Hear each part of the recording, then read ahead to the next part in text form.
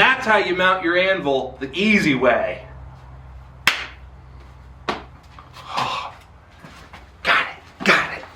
As you see, we've got the anvil mounted. Now, the next step in the process is going to be for me to actually relearn how to blacksmith. And you heard that right. I said relearn. Here's a picture of me when I was pretty little, blacksmithing. Look how young I look. It's crazy. So today what we're going to focus on is a few little things. I've got some projects that I never got finished that we're probably going to try to pick one and finish it, but also just get back into the way of doing things with the blacksmith. I'll give you what tips and tricks I know. Hopefully you can both learn a little bit along the way, because I know, I tell you, swinging that hammer, it gets tiring after a while, but it's a good workout. So let's get to it. Got some of these big old tent spikes. Decided to go with the classic way of just taking them, putting them into a certain height, and then you bend them over.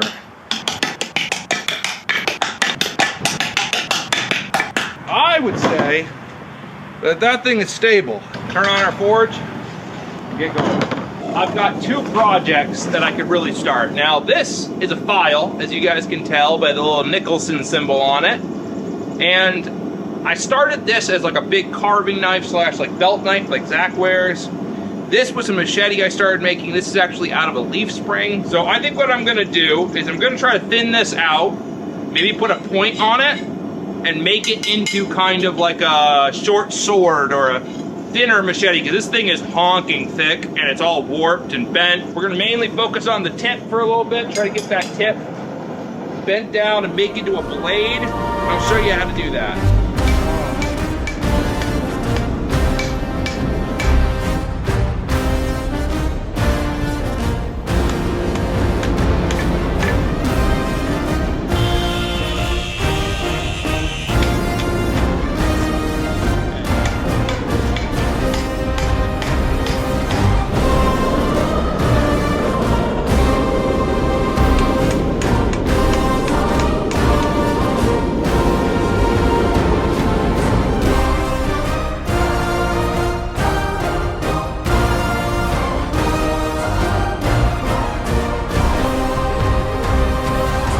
Whew, the forge is cooling down. So am I. I am sweating, but we got it pretty much done. We're gonna let this thing cool down, and then we're gonna take some chalk, do a couple little drawings on it, and grind minimal off.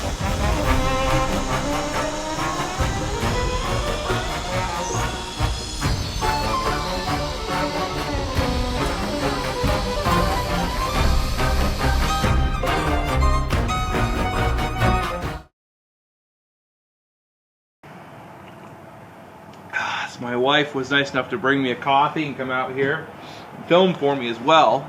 We've got the grinding basically done. Now, I don't know about you, I think that's pretty cool looking. Kind of a mix between like a kukri and like some kind of curved knife. I've been watching a lot of like solo leveling, I think, and he uses knives and they kind of look like this, but I think that's pretty cool. There is one problem. Take a look. You can see that there's some pitting in there. The metal is probably inferior. I think this was a leaf spring on a truck, if I remember right, for probably like 50 years.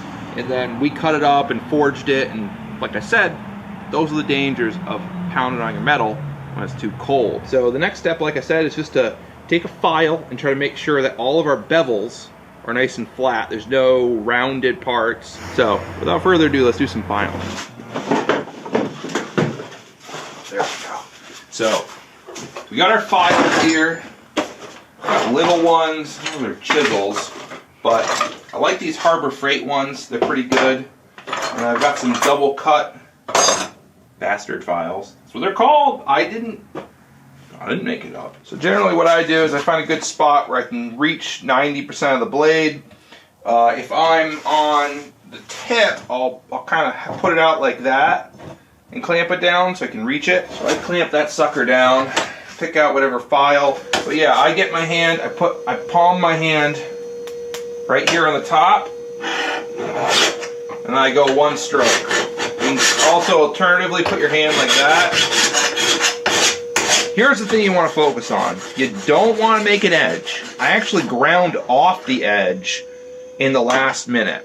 Now, why I did that is because when you go to temper this thing, that forge is going to be insanely hot, and it has a tendency to overheat the edges and make them very, very brittle. Like, it gets way too hot. But we get to the point when we need this to be a certain temperature when we're quenching it, and we're not going to be able to achieve that without literally melting the edges off. Without any further ado, guys, I'm done for the day. I did a little bit more grinding on it and kind of polished up the tang so we kind of know where the handle ends at this little angle at the end here. Now, I know what you're thinking. I ground in too deep and I took off the corner, and that's why I did that. It's not an aesthetic choice.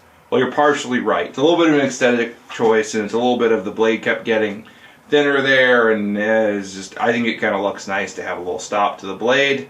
So we're ready for tempering, which we will do tomorrow, because I'm bushed, standing in front of a hot forge all day. Well, I know what you guys are thinking. This is a little bit pathetic of a blacksmithing quenching station. When you want to make a big knife, sometimes you gotta make do. You guys might be wondering, how do I know when it's time to quench it, right? Just get it in there, get it hot, and then stick it in the water? No. I'll tell you the trick. Now, right now, you see this? This is a new piece of technology. It's called a magnet. When your steel gets up to the right temperature, the critical temperature, some might call it, it loses its magnetiness. And that's when you quench it. You want to take it, put it right in the water as much as you can. Now that did not get in as much as I really wanted. Let's get that out of there. Yeah, actually took care of that pretty good. So note to the wise, guys, if you're going to use used engine oil, which has a lot of stuff that can burn, I guess, apparently, make sure that, yeah, you don't do it in your garage. I'm going to get it out of the garage, let this place air out a little bit. Oh, there you guys are. Well, it's been a wild ride. It might have been a few seconds for you, but for me, it's only been 3 or 4 days. But it's time to get back to the project. So we've actually got to reheat this thing back up, quench it again. That's okay, we can do that. But I've also got to make a new oil tank, because that last one is not deep enough, did not work. Without further ado, let's make ourselves an oil tank, and preferably not do the tempering in my garage where I can die of harmful oil fumes and burning liquid pain. So what I've got going on is I managed to snag this old piece of stovepipe, and what we're going to do, we're going to take some of this oil resistant sealant, basically shove it all over the end, shove the cap up and in it, and then put the sealant on the cracks, and then, you know, put it all together, and we'll see if we can make this work. And then we have a quench tank. Although I probably have to do something about the fact that this is just a stovepipe and I don't want it to fall over. I might want to do something like fill up a 5-gallon bucket with sand or something. Good old-fashioned vegetable oil. Between vegetable oil and motor oil, we should have a nice mix.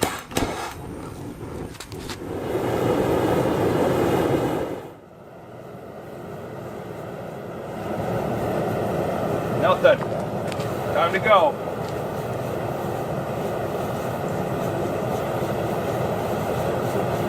Oh, it's bubbling in. Pull that out. That is cool. That thing is pretty darn straight. Okay, so I don't really have a place to put this that's not gonna melt or burn, so it goes around the driveway, but no worries. We've already got enough oil stains on the driveway, so it's not going to kill us to have one more just sitting here dripping dry. So we've got this thing looking pretty nice. Tomorrow we'll get the mill scale off of it and make it look a little nicer. And then we'll start with the handle. Oh, that's right. I probably need to put it in the oven. Gotta temper it. So it is the next morning, and I did a little bit of research, and I figured out that the way we gotta do it is we gotta stick the knife in the oven at about 400 degrees. Looks like you're supposed to do cycles. So you're doing a 1-hour cycle, pull it out, let it cool down, do another 1-hour cycle, and that, like I said, releases all that tension. So let's go get that handle figured out. Okay, clean this thing off. It's pretty nasty and greasy. But man, this thing looks pretty cool. The black on that back there. We'll shine up that blade edge there, get all the scale off of it. But regardless, let me show you what I got going on, what I drew up. That's fairly clean. I don't know why I'd say clean, but fairly is a good word. We're gonna draw something like this onto, I think this is a piece of cherry that I got, and we're gonna do the whole thing out of cherry.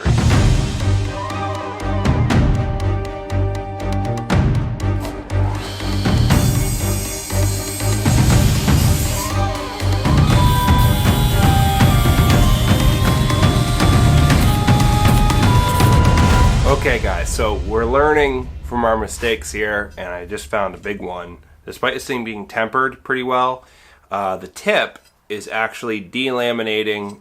You can see, if you look here, the layers are coming apart. So what we're gonna do is we're gonna do some emergency surgery on this thing. We're gonna end up actually cutting the tip off. I think we're just gonna end up cutting it off straight.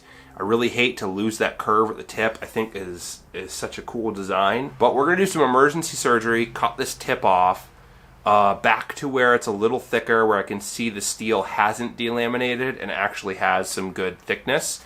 And then basically we'll just go through, and when we are sharpening it up and polishing it, we'll go through and re-grind that end. That's not so bad. Cleaned off the mill scale a little bit and ended up with a pretty nice looking blade. If I was to, like I said, you know, it's for like a customer or something, I probably would go through with some sandpaper and polish it up. But for a first try and getting back into doing this, I feel like this is pretty cool. We're gonna glue this thing up, and I feel confident that I can finish polishing it, what little I'm gonna do, and like making the edge right with the handle.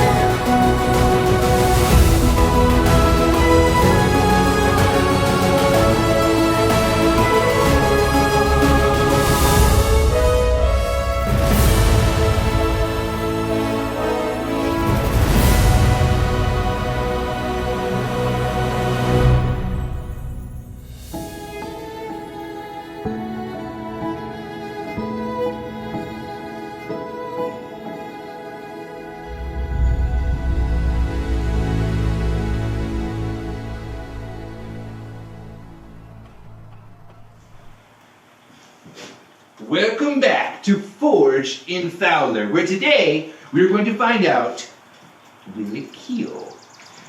What we have in front of us is a couple of water bottles and some simulated stuff. There is a pool noodle in here, wrapped in pleather, with a stick in the middle to simulate cutting through pleather, pool noodle, and a stick.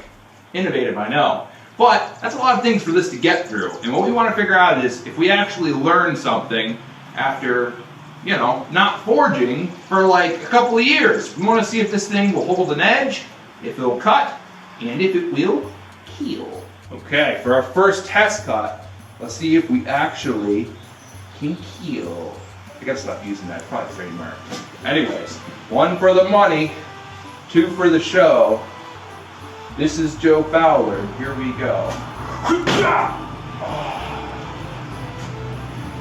Well, guys, as you can tell, it's very sharp because it cut through all of none. And same result. I think we got to retool this design a bit because these sticks are not staying. I think every time I'm hitting them, it's just bouncing off. So let's see what we can do here. So we're gonna see if I can go through about 1-inch stick, pool noodle, and a bunch of pleather, as long as I've got it against an anvil. Well, essentially a wooden one. We went through 3 layers of pleather, but that stuff is tough. I didn't get through, oh, no, actually. We got all the way down and in and onto the stick. I'm gonna pull the pleather off. The pleather is coming off, guys. Oh! So, what we've learned is that pleather is basically bulletproof because that cut through all of that, the pool noodle, like it was going through butter. But that pleather stopped it. So you wonder why in the 18th century no one could afford chainmail. They wore gambersons. Look it up, it's a cool thing. Anyways, let's see if we can do it a couple more times.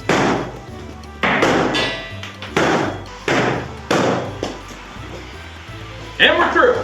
So, we've learned that pool noodles are no match for Fowler steel. I want to see actually, if I pull this off, if I can take and cut through the pool noodle in the stick while it's standing. Hey! Now, take a look at that. Ew. Now we got the water bottles. And the name of the game is how many water bottles can you get through before it stops cutting? You line it up, and it's one good swing through. Now, if I was to take a bet, I think I'm getting through 1, 2, 3, 4, 5. I think I'm getting through half of them before it stops cutting, and I throw the other water bottles across the room. I summon the very fact that I am a man! I was very, very close on my guess. We managed to, one, I apparently have terrible aim, but we cut through the tops, most of the way through the tops of 1, 2, 3, 4, 5, and then there's some that don't have any cuts at all. Well, guys, that's the end of the testing. But now for my favorite part, the self-critique. This whole point of this video was doing can I relearn how to blacksmith? And I think we learned a lot, but I think we made a lot of mistakes. Now, I love this thing. I think it is really cool. I like the design, but I liked the design a lot more before mistake 1, which was, as you see in this clip, forging it when it was too cold, which caused us to lose the tip of the knife because of delamination. The layers of steel just kind of separated and had pockets of slag in them because as I started to forge it, it got so thin that it just fell apart. We were able to save it by cutting it off, but we almost had to destroy the temper. Speaking of temper, it leads me into point number 2.